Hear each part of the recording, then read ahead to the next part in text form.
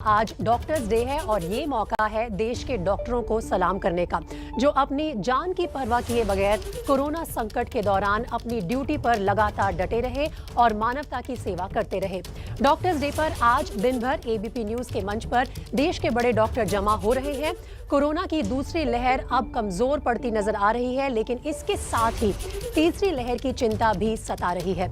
बड़े डॉक्टर कह रहे हैं कि वैक्सीन ही वो हथियार है जिससे हम कोरोना को हरा पाएंगे। देश के वैक्सीनेशन अभियान के सबसे बड़े चेहरों में से एक है वैक्सीनेशन पर नेशनल टेक्निकल एडवाइजरी ग्रुप के प्रमुख डॉक्टर एन.के. अरोरा, जो हमारे साथ आज सुबह जुड़ रहे हैं एबीपी न्यूज़ पर। डॉक्टर अरोरा, बहुत बहुत स्वागत है सर आपका एबीपी न्यूज़ पर। और सबसे पहला सवाल मेरा आपसे यही होगा कि वैक्सीनेशन ड्राइव को लेकर अभी भी बहुत सारी मिसअंडरस्टैंडिंग है, लोगों में काफ़ी कुछ ऐसा है जो वो जानना चाहते हैं। सबसे पहले अगर हम देश की वैक्सीनेशन ड्राइव की बात करें तो क्या अब हमने तेजी पकड़ ली है पूरी जनता को वैक्सीनेट करने के इस साल के एंड तक? धन्यवाद मुझे आमंत्रित करने के लिए। मैं सबको आश्वस्त करना चाहूँगा कि जो पिछले 10 दिन का अनुभव है वो बहुत उत्साहवर्धक है।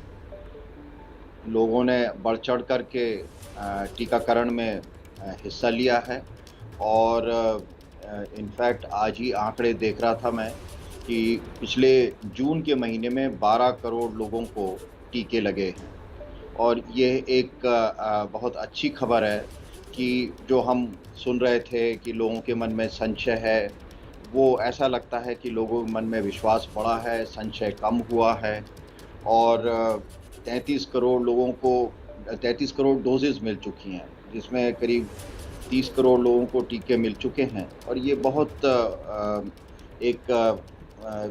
लोगों में विश्वास जताने वाली बात होनी चाहिए कि जो टीका लगने में हिचक हो रही थी वो अब आकर के टीका लगवाएं, क्योंकि इतने लोगों ने लगा चुके हैं। दूसरी चीज़ ये है कि 3 चीज़ें टीकाकरण के लिए ज़रूरी हैं। नंबर 1 कि हमारे पास टीके उपलब्ध हैं कि नहीं, और टीके की उपलब्धता इस महीने से बढ़ गई है और अगले महीने और भी बढ़ जाएगी। दूसरी कि टीका को डिस्ट्रीब्यूट करने के लिए जो हमारा तंत्र है, टीकाकरण केंद्र है, वो किस तरीके से हमारे पास वो सुविधा उपलब्ध है। और तीसरा है सहभागिता। तो जो हमने देखा है कि जैसे-जैसे टीकाकरण केंद्र बढ़ाए गए हैं और लोगों ने आके टीके लगाए हैं और हर टीकाकरण केंद्र में पिछले 10 दिन में लगभग एक टीकाकरण केंद्र पे 120 डोजेज़ लगाई गई हैं। और जैसा कि पहले भी कई बार मैं कह चुका हूँ कि पोलियो की वजह से और साथ ही साथ जो मीज़ल्स और खसरा का जो टीकाकरण का अभियान है, उसका जो अनुभव है वो हमारे बहुत काम आ रहा है और लगभग 1 लाख टीकाकरण केंद्र बनाए जा सकते हैं, जिससे 1 से सवा करोड़ टीके रोज़ाना लगाए जा सकते हैं। तो कहने का मकसद ये है कि हमारे पास अब टीके की उपलब्धता बेहतर हो गई, साथ ही साथ टीके का जो सप्लाई सिस्टम है, और यहाँ पर ये मैं बताना चाहूँगा कि जो कोविन प्लेटफ़ॉर्म है प्राइमरीली एक सप्लाई सिस्टम का प्लेटफ़ॉर्म था और उसके ऊपर बेनिफिशियरी या जो टीका लगवाने वाले हैं उनका भी नाम और बाकी चीज़ों के बारे में उसकी गणना भी रखी जा रही है। तो ये एंश्योर करता है कि किसी भी टीकाकरण केंद्र में काम कैसा चल रहा है और साथ ही साथ टीकाकरण के साथ-साथ जो वहाँ पर जो बाकी तैयारी है उसके बारे में भी जानकारी होती है। तो मेरे को लगता है कि आने वाले समय में हम और भी तेज़ी पकड़ेंगे। मैं अभी आपके आंकड़े देख रहा हूँ कि पिछले 1-2 दिन में कुछ कम हुए हैं, क्योंकि पोलियो का कार्यक्रम साथ ही साथ चल रहा है। तो इस वजह से ऐसा लगता है कि उसका प्रभाव पड़ा है, लेकिन अगले 2 दिन में ये फिर से टीकाकरण बहुत तेज़ी से आगे बढ़ेगा। डॉक्टर अरोरा, इसके साथ ही दूसरा सवाल ये होता है कि वैक्सीन जो है अलग-अलग देश में है, कोविशील्ड है, कोवैक्सीन है, उनके बीच का जो गैप है, अंतराल है, वो अलग-अलग अभी भी लोग जानना चाहते हैं कि क्यों है, और ख़ास तौर पर कोविशील्ड का जो गैप है लगभग 3 महीने का, क्या वो आगे चलकर कम होगा? तो कोवैक्सीन के बारे में कभी भी कोई मन में कोई दुविधा नहीं रही है, कोई संशय नहीं रहा है। वो 4 से 6 हफ्ते का उसके बीच में अंतराल है। स्पुतनिक 3 हफ्ते से 6 हफ्ते का हम समय कार्यक्रम के हिसाब से बताया गया है, कार्यक्रम को एडवाइस किया गया है। तीसरा अब मॉडर्ना आ रही है, तो वो भी 4 हफ्ते के आसपास का समय है, तो 4 से 6 हफ्ते का बीच में रहेगा। अब रहा कोविशील्ड। जी। कोविशील्ड जब जनवरी में हम लोगों ने टीकाकरण इस्तेमाल शुरू किया था, तब 4 हफ्ते था समय, 4 से 6 हफ्ते। बाद में डब्ल्यूएचओ से कुछ और इन्फॉर्मेशन आई, तो उसको 6 से 8 हफ्ते किया गया। लेकिन मई में 13 मई के आसपास ये निर्णय लिया गया कि 12 से 16 हफ्ते सबसे ठीक रहेगा, क्योंकि ज़मीनी स्तर पे यूके से इन्फॉर्मेशन आई, साथ ही साथ भारत में भी इस बीच में बहुत सारी स्टडीज़ की गई हिंदुस्तान के डिफरेंट हिस्सों में, और एक साथ ये देखा गया, जिसमें जब ये हमारी दूसरी लहर चल रही थी और डेल्टा वेरिएंट भी आ रहा था, कि सीवियर बीमारी से ये बचाता है, और अगर एक टीका लगा हो तो भी सीवियर बीमारी से परेशानी नहीं होती।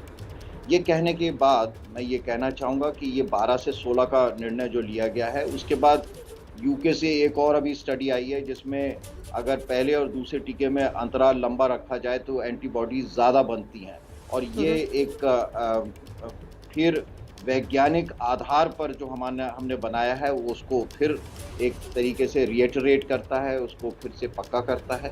और तीसरी चीज़ ये है कि अब हम लोगों ने देश में एक वैक्सीन ट्रैकिंग प्लेटफॉर्म बनाया है, आईसीएमआर के नेतृत्व में ये बना है, और भारत में जितने भी आंकड़े हैं वो सब एक दूसरे के साथ हार्मोनाइज करके देखा जा रहा है, जिससे हमें पता चलेगा कि कोई वैक्सीन कितना प्रभावी है, नंबर 2 उसके अंतराल का क्या फ़र्क पड़ता है, और तीसरी चीज़ कि देश के विभिन्न हिस्से में वैक्सीन का प्रभाव कोई अलग तो नहीं है या एक जैसा आता है, क्योंकि जी। कुछ वैक्सीन्स खास तौर पे ये जो एडिनोवेक्टर वैक्सीन्स हैं, जैसे स्पुतनिक है या कोविशील्ड है, इनका क्षेत्र के हिसाब से भी फ़र्क पड़ सकता है। तो कहने का मकसद ये है कि कोई भी चीज़ पत्थर की लकीर नहीं है। समय के साथ जो देश के लिए, जनता के लिए सबसे अधिक प्रभावी तरीका होगा, चाहे वो डोजेज़ के बीच में अंतराल है, चाहे कोई वैक्सीन है, उसी को फॉलो किया जाएगा, और ये बहुत ही रेगुलर सिस्टम पे इस पे निगरानी रखी जा रही है। डॉक्टर अरोरा, आपने जिक्र किया कि अब जैसे जैसे हम आगे बढ़ रहे हैं और वैक्सीन अवेलेबल हो रही है, इंडिया में मॉडर्ना आने वाली है, इससे पहले स्पुतनिक आ गई थी, लेकिन अभी भी ज़्यादातर कोवैक्सीन और कोविशील्ड ही लगाई जा रही है लोगों को, क्योंकि वो काफ़ी बड़े स्तर पर उपलब्ध हैं। तो ऐसे में क्या ये हमारे लिए संभव है कि दिसंबर तक पूरी जनता तक वैक्सीन पहुंच जाए, क्योंकि जो बाहर से वैक्सीन आ रही हैं अभी भी वो इतनी बड़ी तादाद में उपलब्ध नहीं है लोगों को कि अपने पसंद से आप चूज़ करें और जाके लगवा लें? आप बिल्कुल ठीक कह रही हैं कि अंतोगत्वा भारतीयों को टीका भारतीय टीका ही लगेगा, भारतीयों को भारतीय टीका ही लग पाएगा। हमारे को बाहर पे निर्भर जो है बहुत निर्भरता नहीं रख सकते, हमें आत्मनिर्भर ही बनना पड़ेगा, और वही उसी की तरफ किया जा रहा है। तो कोवैक्सीन की मात्रा जो पहले 1-1.5 करोड़ टीके हर महीने बन रहे थे, उसकी मात्रा को बढ़ाया गया है, और अल्टीमेटली अगस्त तक करीब 10 करोड़ टीके हर महीने बन पाएंगे। इसी तरीके से कोविशील्ड लगभग 12 करोड़, तो 20 से 22 करोड़ 23 करोड़ टीके केवल यही दो जो प्रकार के टीके हैं, ये 2 कंपनियां ये बनाएंगी। उसके अलावा हमारे देश के अंदर ही स्पुतनिक का टीका भी अभी तक इंपोर्ट हो रहा है, यहाँ पर बनना इस जुलाई में शुरू हो जाएगा, जो मार्केट में आ जाएगा, और तब वो हमारी ज़रूरत को भी पूरा करेगा। वहाँ पर उम्मीद है कि हर महीने 6 से 7 करोड़ टीके वो मिलेंगे, लेकिन वो इस साल की आखिरी तिमाही में हो पाएगा। अगला एक टीका जो कैडिला ज़ाइडस का है, ये लगभग 1.5 से 2 करोड़ टीके होंगे। ये अगले कुछ हफ्ते में, जुलाई की बात है, 15 जुलाई तक हो जाना चाहिए, या जुलाई के महीने में, जो हर महीने करीब 1 से 2 करोड़ टीके वो रहेंगे। और इसके अलावा हमारे पास ये जो है एक जिनोवा है जो सितंबर में आएगी। अब रहा हम्म। बाहर से आने वाले टीके, अभी फ़िलहाल हमारे पास मॉडर्ना है। लबोलबाब ये है कि कुल मिलाकर के इस महीने के आखिर तक हम उम्मीद करते हैं कि 50 करोड़ लोगों को 45 से 50 करोड़ लोग टीके डिस्ट्रीब्यूट हो चुके होंगे जुलाई के अंत तक, और बाकी के 6 महीने में बाकी के 5 महीने में लगभग 135 करोड़ टीके हमारे पास और होंगे, जो जिस तरीके से मैंने बताया। और हम्म। कुल अगर आप देखेंगे तो ये मिलाकर के 185 करोड़ टीके बन जाते हैं। 18 साल से ऊपर की उम्र में 90 और 94 करोड़ के बीच में लोग हैं। तो हमारे पास हर व्यक्ति के लिए 2-2 टीके उपलब्ध हैं उस हिसाब से। और तो दिसंबर तक जो टारगेट रखा गया है, हम बहुत आशावान भी हैं और आश्वस्त हैं कि ये टीके हम अपने लोगों में लगा सकेंगे। और इसमें विशेष जो महत्व वाली चीज़ है कि लोगों का सहभागिता, लोगों के बीच में आगे बढ़ कर के टीका लगवाना, और जो लोगों के मन में जो वहम है, जो अफ़वाहें फैली हुई हैं, वो हटा कर के वो उसको टीके को लगवाते हैं। तो मेरे को ऐसा नहीं लगता कि हम अपना जो हमने टारगेट रखा है, उससे पीछे रह जाएँगे।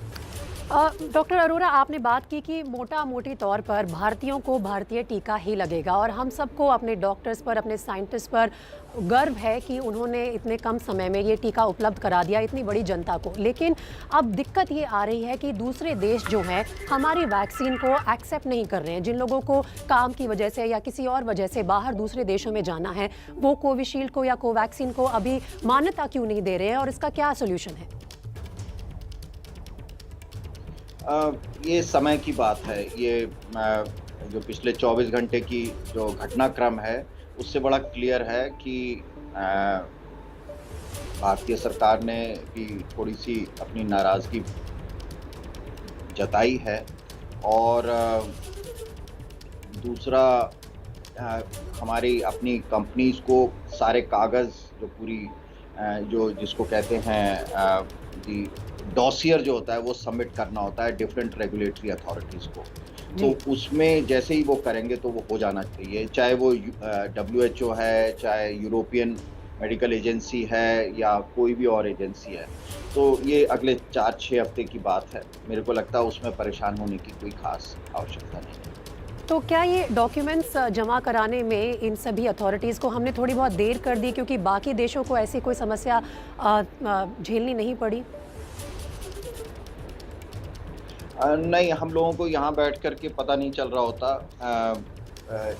चाइनीज़ और रशियंस और बाकी कंट्रीज़ के वैक्सीन्स को भी ये एक रिक्वायरमेंट है, और इसमें कंपनीज़ को थोड़ा और प्रोएक्टिवनेस दिखानी होती है। ये कंपनीज़ का काम होता है जिनको ये करना है। और जहाँ तक अब जैसा बताया जाता है कि इन्होंने कागज़ अपनी जो डॉसियर है वो सबमिट कर दिए हैं या करने के प्रोसेस में हैं। WHO में भी कोवैक्सीन का प्रोसेस शुरू कर दिया गया है। तो इस वजह से ये समय की बात है, 4 हफ्ते, ज़्यादा से ज़्यादा 6 हफ्ते, मतलब अगस्त के एंड तक जो हमारे यहाँ जो ये दोनों वैक्सीन्स हैं वो अप्रूव हो जानी चाहिए। दूसरी चीज़ एक और भी है कि जैसे-जैसे इंडियन नई वैक्सीन्स आएँगी, अब DNA की वैक्सीन आती है या RNA की वैक्सीन आती है, या बायोलॉजिकल ई की एक प्रोटीन सब यूनिट वैक्सीन है। ये सारी वैक्सीन जैसे-जैसे आएँगी तो इनको इंटरनेशनल मान्यता मिलने में 2 से 3 महीने का टाइम ज़रूर लगता है। तो इसमें मेरे को लगता है कि हम अपने टीके तो लगाते ही रहेंगे, क्योंकि हमारा जो रेगुलेटरी नियामक सिस्टम है वो बहुत ही रोबस्ट और बहुत उसकी अच्छी मान्यता है दुनिया भर में। तो वहाँ से पूरा होने के बाद फिर वहाँ पर सबमिट करने में कुछ समय लगता है। लेकिन मेरे को लगता है कि ज़्यादा इस बारे में परेशान नहीं होना चाहिए। डॉक्टर अरोरा, जहां एक तरफ वैक्सीनेशन की जो ड्राइव है उसे तेज़ करने के लिए आप सब अग्रसर हैं, पूरा पूरा देश काम कर रहा है और लोग आगे बढ़कर अब लगवाना भी शुरू हो गए हैं, वहीं दूसरी तरफ अभी भी चिंता इस बात की है कि जो रूप है कोरोना वायरस का वो बदलता है, नए नए वेरिएंट सामने आ रहे हैं। अब सबसे बड़ी चिंता का विषय बना हुआ है डेल्टा और डेल्टा प्लस वेरिएंट। क्या मौजूदा वैक्सीन इस वेरिएंट पर कारगर है? और ऐसे ही अगर कोरोना का रूप आने वाले समय में बदलता रहा तो वैक्सीन कहां तक कामयाब रहेगी? तो आपने 2-3 सवाल पूछे हैं। सबसे पहले मैं एक अपने दर्शकों को आश्वस्त करना चाहूँगा कि ये वायरस बदमाश वायरस है। ये आरएनए वायरस है, अपना रूप बदलता है। ये एक तरीके से वायरस और ह्यूमन बीइंग के बीच में लड़ाई चल रही है। ह्यूमन बीइंग ख़त्म करना चाहता है, हम उसको वायरस को पकड़ना ख़त्म करना चाहते हैं, वो बचना चाहता है। तो वो रूप बदलता है समय-समय के साथ। और तो ये एक प्राकृतिक काइंड ऑफ प्रोसेस है, ये चलता रहेगा। नए वेरिएंट्स आते रहेंगे, उसको रोका जाना शायद पॉसिबल नहीं है। लेकिन जो सबसे सुकून देने वाली बात है कि हमारी जितनी भी वैक्सीन्स हैं, भारत में कोवैक्सीन और कोविशील्ड ये दोनों वैक्सीन हैं, लेकिन बाकी जो नई वैक्सीन आ रही हैं, स्पुतनिक है, मॉडर्ना है, दुनिया में बाकी 15 से 20 वैक्सीन्स और भी हैं। नए वेरिएंट्स के आने से जो संक्रमण का प्रसार है और जो हल्का लक्षण वाला संक्रमण है, माइल्ड डिजीज़, उस पे वैक्सीन की इफ़ेक्टिवनेस पे फ़र्क पड़ता है, जैसे नए वेरिएंट्स से म्यूटेंट्स आते हैं। लेकिन जो गंभीर बीमारी है, यानी कि अस्पताल में दाखिल होना है या आईसीयू की ज़रूरत पड़ेगी या ऑक्सीजन की ज़रूरत पड़ेगी या मृत्यु होने की संभावना, इन सब में सारी वैक्सीन्स बहुत प्रभावी हैं, इफ़ेक्टिव हैं। इसलिए वैक्सीन, हम वेरिएंट्स के बारे में चिंता है, वो एक साइंटिफिक चिंता भी है, लेकिन आम जनता के लिए जो मुख्य बात है कि वैक्सीन लगवाते रहें, क्योंकि हम क्या चाहते हैं? हम नहीं चाहते कि हम बीमार हों, हमारे परिवार के लोग बीमार होकर के अस्पताल में दाखिल हों, हमारे हेल्थ सिस्टम पे प्रेशर पड़े या हम किसी अपने प्रिय को खोएं। अब रहा वेरिएंट का सवाल कि चाहे वो डेल्टा वेरिएंट है या डेल्टा प्लस वेरिएंट है, इससे पहले अल्फ़ा, बीटा, गामा थे। तो डेल्टा वेरिएंट इस समय लगभग 80% जितने भी केसेस हो रहे हैं, लगभग 50,000 के आसपास जो केसेस हो रहे हैं हमारे देश में, वो 80% उसमें डेल्टा वेरिएंट है। और हमारी ज़्यादातर जो जनता है भारत में, जो इन्फेक्शन हुआ है पिछले 3 महीने में, जो एक सुनामी आई थी, उसमें डेल्टा वेरिएंट से प्रभावित हुए। और डेल्टा प्लस वाला जो है, वो पहली बार अप्रैल में यहाँ पर पहचाना गया था। इससे पहले बाहर भी पहचाना गया, यूएसए में भी है, यूके में भी है। कुल मिलाकर हमारे देश में 50-55 केस के बीच में है। बाहर जो है ये करीब 250 केसेस बाकी दुनिया में है। और इस पे बहुत पैनी नज़र रखी जा रही है, इनको मॉनिटर किया जा रहा है। भारत में एक एडवाइजरी, इसको वेरिएंट ऑफ कंसर्न ऑलरेडी हम लोगों ने उसको डिक्लेयर कर दिया है, लेकिन WHO की तरफ से नहीं है। और क्योंकि हम चाह रहे थे कि ज़मीनी स्तर पे इस पे बहुत काम करना चाहिए। सारे स्टेट्स, 11-12 स्टेट्स हैं, उनको बता दिया गया है। हर डिस्ट्रिक्ट में जहाँ-जहाँ केसेस हैं, कॉन्टैक्ट ट्रेसिंग बहुत अच्छी तरीके से की जा रही है। और ये देखा गया है कि ये बहुत तेज़ी से, उतनी तेज़ी से नहीं फैल रहा जितना कि डेल्टा वेरिएंट फैल रहा था। और साथ ही साथ एक चीज़ है, जिन को टीके लगे हैं, उनमें अस्पताल में दाखिल होने की या मृत्यु होने नहीं हुई है, ये भी 50 केसेस में।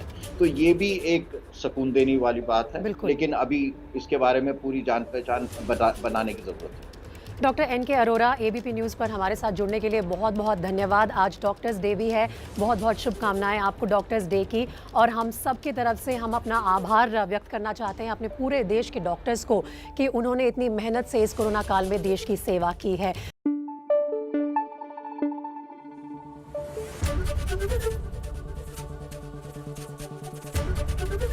ABP न्यूज़ आपको रखे आगे।